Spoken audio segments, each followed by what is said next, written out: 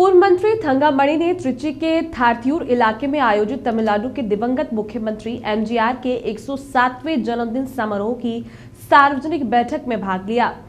Tiruchi AIADMK उपनगरीय उत्तर जिला club की ओर से जिला क्लब सचिव पूर्व मंत्री एम परंज्योति के नेतृत्व में थारथियूर सिटी लीग सचिव चानीफ बालू के नेतृत्व में त्रिची थारथियूर बालाकराई क्षेत्र में तमिलनाडु के दिवंगत मुख्यमंत्री एमजीआर 107वां जन्मदिवस समारोह सार्वजनिक बैठक आयोजित की गई।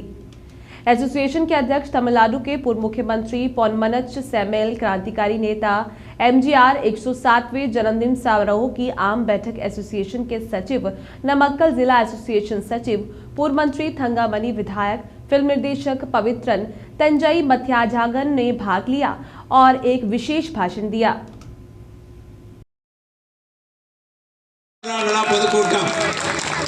வாழ்ந்தவர் கோடி மறைந்தவர் கோடி மக்கள் மனதில் நின்றவர் யார் என்று சொன்னால் அது பொன்மனச் செம்மல் புரட்சித் தலைவர் எம்ஜிஆர் என்று பட்டி தொட்டி வரை சொல்லுகின்ற அளவிற்கு 11 ஆண்டு காலம் சிறப்பான ஆட்சியை கொடுத்தார்கள், பொற்கால ஆட்சியை கொடுத்தார்கள்.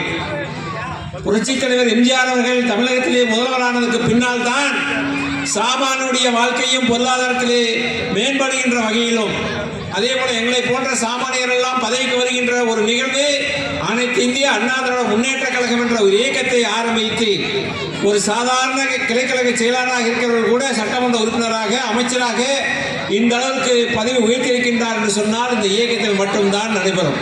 அதற்கு வித்திட்டவர் நமது ஸ்தாபகர் பொன்மனச் செம்மல் புரட்சித் தலைவர் எம்ஜிஆர் அவர்கள் 11 ஆண்டு காலம் தமிழகத்திலே ஒரு பொற்கால ஆட்சியை கொடுத்தார்கள். தமிழகத்திலே திமுக என்று ஆரம்பித்து பேரறிஞர் அண்ணா அவர்கள் தனியாக நிற்கின்ற போது பொன்மனச் செம்மல் புரட்சித் தலைவர் அவர்களை பிரச்சாரத்துக்கு அழைத்தார்கள். பிரச்சாரத்துக்கு அழைப்பதற்கு முன்பாக தலைவர் அவர்கள் அவரிடத்திலே நன்கொடையாக கொண்டு போய் 1 லட்சம் ரூபாய் அன்றைய தினம் கொடுத்தார்கள்.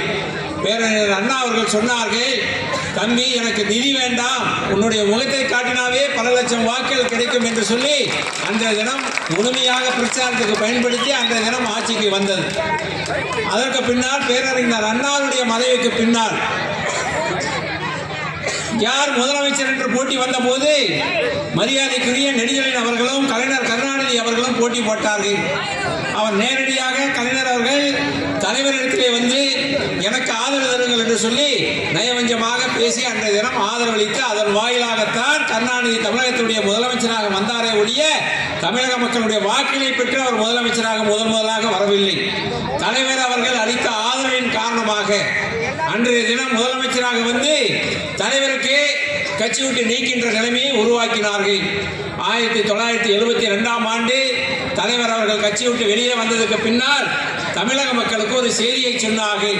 இந்த தீய சக்தியிடமிருந்து தமிழகத்தை மீட்க வேண்டும், அதற்காக அனைத்து இந்திய அண்ணா திராவிட முன்னேற்ற கழகத்தை நான் துவக்குகின்றேன் என்று சொல்லி 1972ஆம் ஆண்டு அக்டோபர் 17ஆம் நாள் தமிழகத்திலே அனைத்து இந்திய அண்ணா திராவிட முன்னேற்ற கழகம் எங்களுக்கு ஒரே தலைவர் பொன்மனச் செம்மல் புரட்சித் தலைவர் எம்ஜிஆர் தான் என்று சொல்லி அன்றைய தினம் சுவற்றிலே கருவிலே இரட்டலையை போட்டு 77ஆம் ஆண்டு வெற்றி பெற செய்து பொன்மனச் செம்மல் புரட்சித் தலைவர் எம்ஜிஆர் அவர்கள் முதலாக முதலமைச்சராக பதவியேற்றார்கள்.